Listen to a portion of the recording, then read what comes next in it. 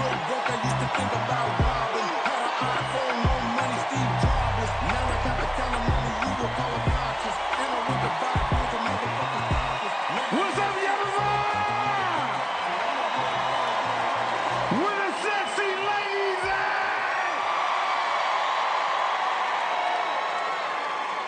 Man, y'all looking good as hell out here tonight, man. Thank y'all for coming out. I didn't get the education I was supposed to get, but I fucked around and got famous.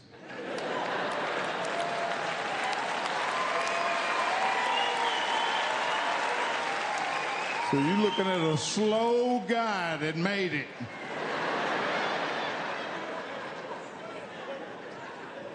Because I didn't go to fuckers. I don't, my math is fucked up, you know? And common sense has helped me survive in my life. I don't know if you have any, but common sense helped me survive. Serious. Because I remember when I first got into business, man, and I had this accountant, and they was handling my money, but I really wasn't good at math. And I just used to say, yeah, I understand, but I didn't understand. I said, so how the fuck can I get them to stop stealing my money? So you know what I did? They had a big-ass meeting one day. I was sitting in the meeting. I just dropped the gun out of my pocket. Sorry about that. I didn't mean to drop that. I hope you guys have a great evening. Right then, I said, they'll never steal nothing else. If they were stealing, they ain't gonna steal again. Because I'm gonna shoot shit out of you if I find out. Now, I might, you know, be shining up here and, you know, trying to look like something, but I ain't always, you know, had a little gloss to me. I started off dusty, you know? Yeah, I started off real dusty. That's why they talk about cutting them food stamps off. I done already been there. I done had mine cut off a long time ago. I've been on food stamps, then got cut off and all that shit. I grew up with a social worker coming to our house. Some white lady coming there, your mother, y'all go play. You stay to listen to your mother be cussing out. Bitch, I don't have to tell you nothing about my personal life.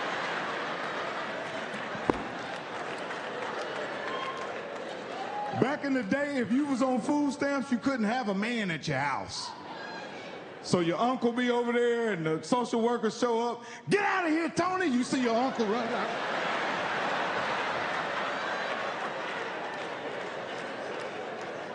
They're like, we seen a man in your house. We're gonna cut your food stamps. It's crazy as a motherfucker. You know, I started off working jobs. I had a lot of jobs, you know. I worked at Hardee's. You ever heard of that? That's some Midwest shit, yeah. I worked at Hardee's. Every job I worked at, I sold drugs on it. So I was the weed man on all my jobs. And the boss would wonder why I had more than the rest of the employees. When you sell drugs on a job, you can give out credit till Friday.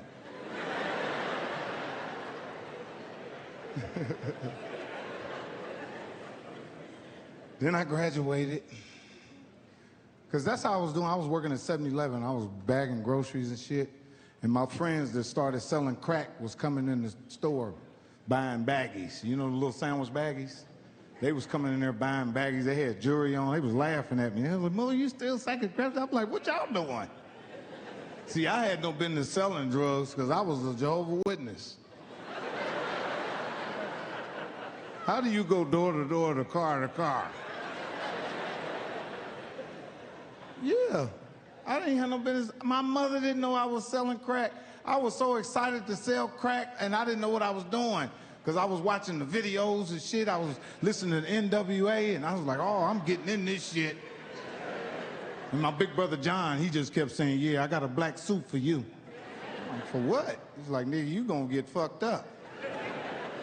But don't forget I was a Jehovah Witness, so I was a nice drug dealer. That's why the drug addicts liked me.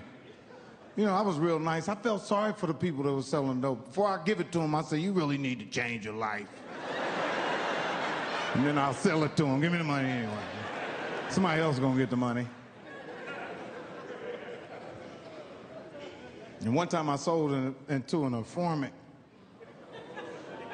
It was a club called M&J's. It was like a nightclub. And I had just copped. I had just got my, you know how when you first cop, I just spent my money on my dope. I bagged it up, and I'm sitting over in the car at the park, and I sold some dope. The dude, something told me don't sell this shit to this motherfucker, because he was moving too fast. He's like, come on, I gotta get up out of here. And I sold it to him, man. As soon as I sold it to him, and I got out the car, the motherfucker narcos rolled up on me. Took me to jail for dealing in possession of cocaine over 7 grams. And if you Google Mike Epps mugshots on your phone right now, you will see where I caught that case, 1990. Look at the picture. Yeah, look at the picture. I'm gonna give you a second. Oh, you ain't got no phone?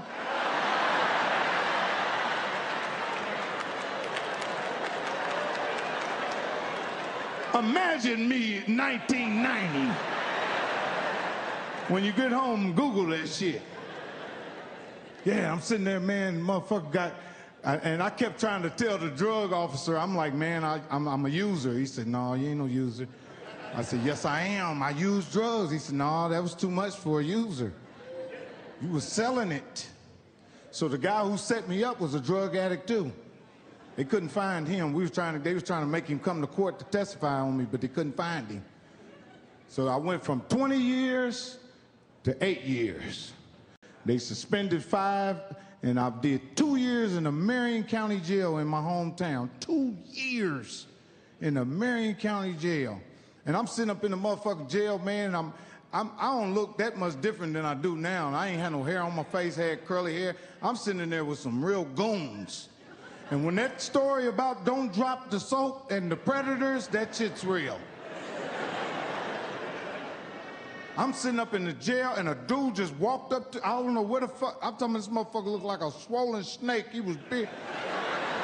He just walked up on me and said, I'm gonna hit you in your motherfucking throat. I said, what the fuck, what? Nigga, I ain't even dead, I don't even know you.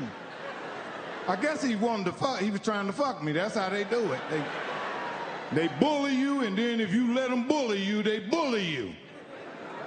So I guess he thought he was trying to set me up for that. I said, oh, I got to figure something. I kept saying to myself, I'm gonna bite this nigga if nothing else. A bite is a bad motherfucker, yeah. Somebody get you on the ground, bite them. They getting up. I'm biting the shit out you, nigga. Big Mac style, wherever you got me on the ground, I'm biting the fuck out of you. Nigga didn't know I was finna use my mouth on that nigga for real.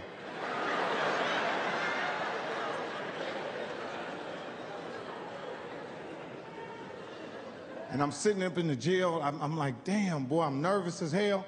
And I seen a dude, man, named Louis. He was big as fuck. He looked crazier than the other dude. And he said, Mike, I said, Louis? And he was a drug addict. This dude, Louis, on the street, he was a drug addict. On the street, he was real shriveled up. He was dirty. But in jail, when he get his rest and he's eating and working out, he looked like a monster. And I said, Louis, he said, Mike, what you doing here? I said, man, I was trying to sell some dope and got caught. He said, man, you know you ain't the type of person supposed to be in here. He said, man, how's your sister Julie? Because he knew my sister. He said, how's Julie doing? I said, man, she's doing good. He said, man, you have any problems? I said, I got one right now.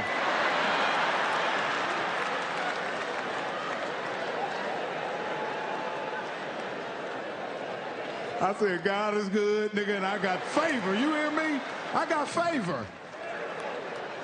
He said, who? I said, he's standing over there right now. He said, point him out. I said, no. I said, he's looking at us. Because I didn't know if I pointed at that. I said, I ain't pointing at him. He's over there. Man, he went over there and whispered in the dude's ear. And when he backed up, he came back to me, he said, yeah, Mike, check this out, man. The dude right there, he's a bully, but he's a bitch. He ain't supposed to look at you, talk to you, walk past you. I said, oh, thank you. So the whole time I was in jail, this how the dude was walking past me like this. I said, oh, Lord, what the fuck did he say to him? Thank you. So, you know, I got out. I started sleeping on my sister's couch. I ain't had nowhere to stay. You know, I just had a new baby, which is my daughter, Bria. My oldest daughter. Yeah, if I could do anything in the world, man, if I could explain to my daughter that I was a kid when I had you, I wasn't going to be a good dad. You know what I mean? Sometimes it takes years for you to become a good dad. You know? It's called babies having babies. And when your baby is mad,